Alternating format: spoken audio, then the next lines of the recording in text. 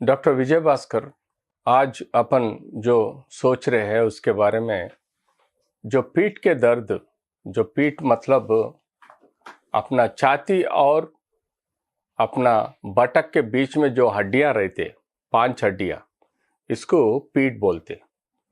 ये पीठ के पास 5 लंबार वर्टिब्रे रहते और 5 सैक्रल वर्टिब्रे मिलजुल के रहते।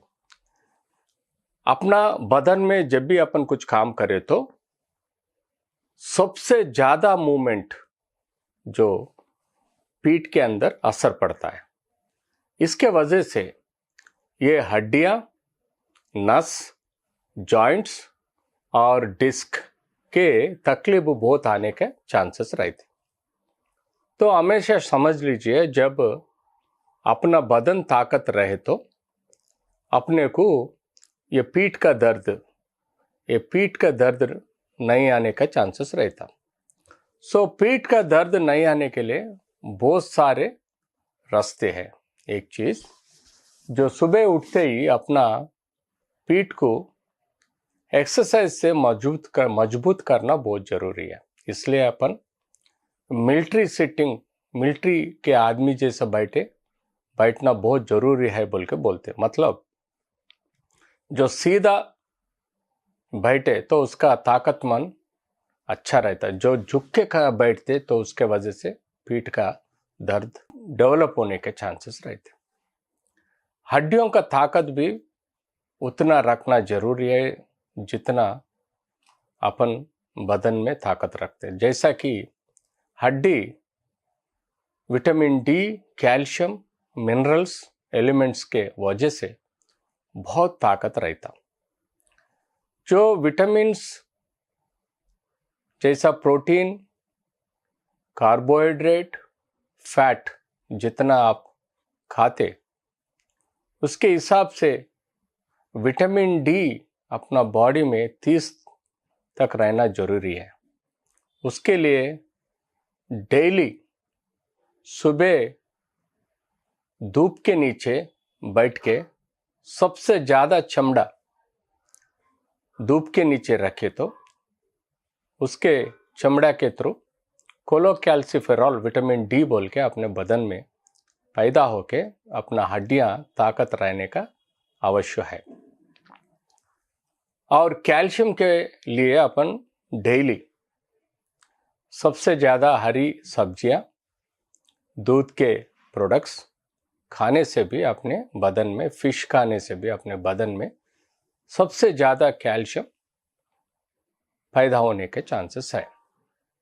जब ये दोनों चीज अपने बदन में कम हो गए तो हड्डियों में कमजोरी आने के चांसेस रहते हैं। उसके वजह से पीठ का दर्द होने लग जाते हैं। उसको अपन ऑस्टियोपोरोसिस बीमारी बोल के बोलते हैं। ये ऑस्टियोपोरोसिस के वजह हड्डियों में ताकत कम रहने से हड्डियों में दर्द आना, मसल में दर्द आना और उसके साथ छोटी सी मार को हड्डियां टूटने का चांसेस रहता है। जैसा पीठ का हड्डियां टूटने का चांसेस रहता और हिप का मतलब जो तंटी बोलते उसका हड्डी टूटने का चांसेस रहता। वो बुजुर्गों में मन अपन ज्यादा देखते।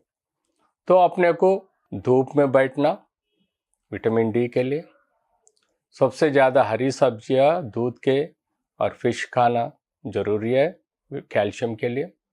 और उसके साथ साथ डेली सुबह योगा, प्राणायाम, मेडिटेशन, फिजिकल एक्सरसाइज जैसा कि व्यायाम करे तो अपने हड्डियां, पीठ के हड्डियां मजबूत होके दर्द कम होने का चांसेस है।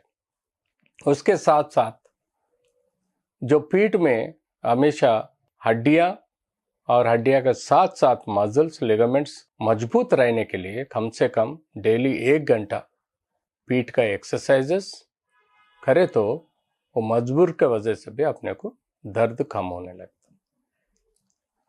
और जो चलने की तरीका, बैठने की तरीका और गाड़ियों में सफर करने के तरीका संभाल के रहना बहुत जरूरी है। सबसे ज्यादा पीठ का दर्द डिस्क प्रोलैप्स सियाटिका की वजह से आता है। डिस्क प्रोलैप्स सियाटिका मतलब जो पीठ के अंदर जो हड्डी के बीच में जो डिस्क रहता, ये फट जाके नस को दबाने से ये पैर का नस शियाटिका पेन जैसा दर्द आने लगता। अपन सडनली सामने को झुकने के वजह से, सडनली ट्रैवलिंग में अपनों जंप होने की वजह से, ऐसा एक 100 कारण के वजह से डिस्क फटने का चांसेस रहता। उसके वजह से अपने को पीठ का दर्द पैदा होता। तो इस चीज के लेके संभाल के रह के एक्सरसाइजेस के साथ पीठ को मजबूत रखने के लिए daily physiotherapy, gym, physical exercise करे तो ये जो हड्डियों का डिस्क प्रॉब्लम नहीं आएगा। अगर आए तो उसके हिसाब से ट्रीटमेंट लेना भी बहुत जरूरी है। पीठ के दर्द इन्फेक्शन भी होता है। इन्फेक्शन मतलब बैक्टीरिया, फंगई, ट्यूबरक्लोसिस और कभी कभी वायरस की वजह से जॉइंट्स में इन्वॉल्व होता है वायरस, और बैक्टीरिया, फंगस और ट्यूबरक्लोसिस वजह के हड्डी और डिस्क खराब हो जाते।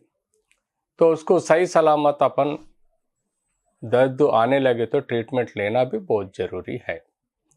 और उसके साथ पीठ में जो हड्डियों में और नसों में गड्ढे बनते, गड्ढे मतलब ट्यूमर्स, वो कैंसर का ट्यूमर भी हो सकता, नहीं तो वो ऑर्डिनरी ट्यूमर भी हो सकता।